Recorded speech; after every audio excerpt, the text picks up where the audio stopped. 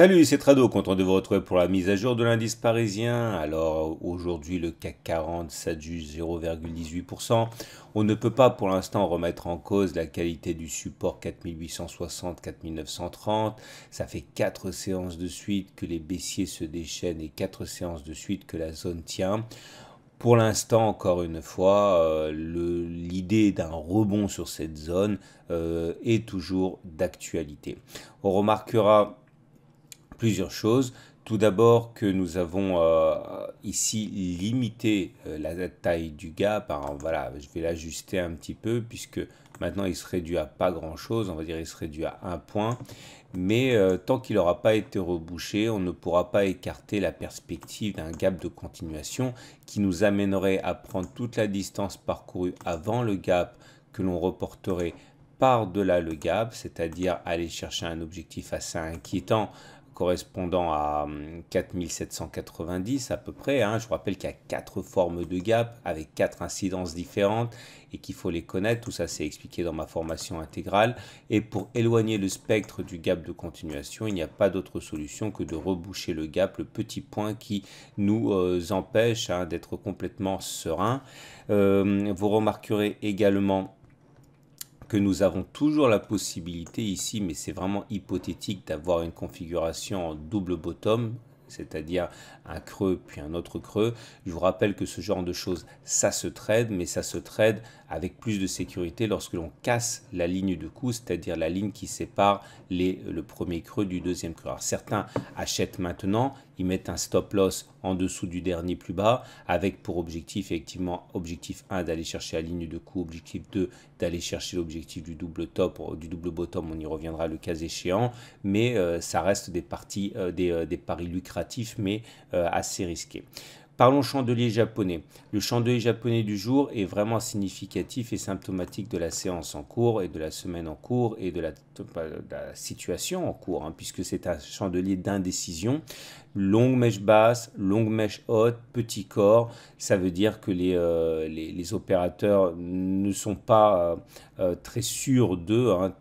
Tour à tour au cours de la séance, ce sont les baissiers puis les haussiers qui ont pris la main. En tout cas, pour l'instant, c'est un chandelier d'indécision. Maintenant, si on ajoute le chandelier de vendredi à celui de jeudi, on a ce qu'on appelle un ramier haussier. Corps rouge, corps vert compris dans le corps rouge. Il faut savoir que ça aussi, c'est un signe d'indécision. Ça aussi, ça se traite de la manière suivante. Généralement, on met un stop en dessous du plus bas de la figure, à savoir en dessous des 4913 à peu près, et on vise effectivement un rebond.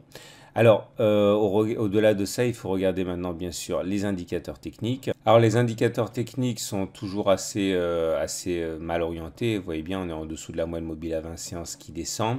Et surtout, quand on regarde les autres indicateurs techniques, vous voyez, le MACD est en dessous de son signal, le MACD 0 est sous son signal, le CCI est dans sa zone de survente, le RSI est en dessous de 50 et le momentum est en dessous de 0. Tout est absolument négatif. Seul espoir, nous avons une divergence baissière. Vous voyez, les cours ont fait des plus bas entre ce creux-là et ce creux-là. Par contre, pas le MACD. Ça ne suffit pas en tant que tel pour passer à l'achat, une divergence haussière. Ça veut simplement dire qu'il faut faire attention si on spécule à la baisse, puisqu'il y a cette épée de Damoclès. La baisse actuelle n'est pas très saine, en particulier la dernière attaque baissière. Mais en tout cas, ça reste quand même définitivement baissier. Si on regarde maintenant l'Ichimoku, là aussi l'Ichimoku n'apporte pas grand chose de neuf, nous sommes toujours en tendance baissière. Vous voyez bien, le nuage il est descendant.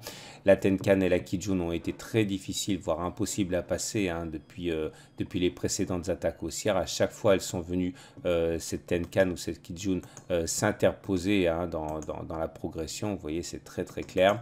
Donc, même si on a droit à un rebond technique, tant qu'on n'aura pas passé la Tenkan et a fortiori la Kijun, on ne pourra pas être complètement serein.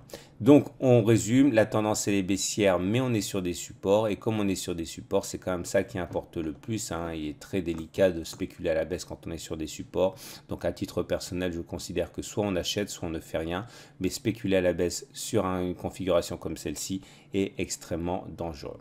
Voilà ce qu'on pouvait dire pour le CAC 40. Je vous renvoie à mon site pour trouver les détails techniques et également la matrice de trading pour lundi. Je vous souhaite une très bonne journée. N'oubliez pas de regarder la vidéo de moyen terme pour ceux qui s'intéressent d'une part évidemment au moyen terme, mais également aux investissements sur actions et qui cherchent un contexte des indices appropriés. Donc voilà, on ne peut pas acheter d'actions sans savoir ce qui se passe sur les indices, quelles que soient les actions. Je vous souhaite une bonne soirée. Je vous dis à demain pour la mise à jour.